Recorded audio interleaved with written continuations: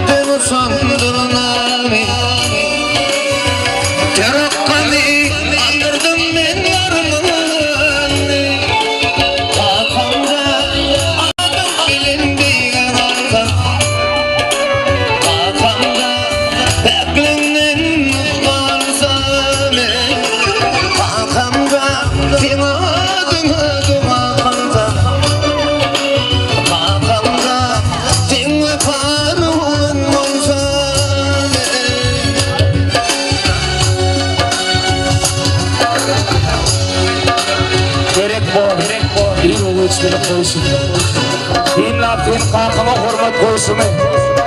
Senin kimliğine bakat ederler, hürmetlerler ya ata. Bir kalkama tengam kamriydi. Kamrılık kalkanın kalkan kamriydi. Ürünken kalkama hüssü dimeni. Kalkatın horlanan olma diman.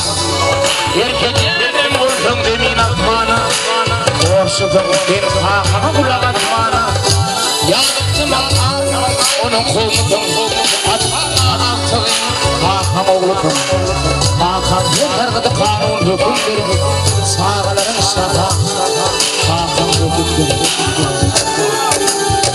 Baktadaydır cinsin benim giderim Seher durup seni takdim ederim Saradaydır cinsin benim giderim Seher kurup seni takdim ederim Hakan'dan senin adına dua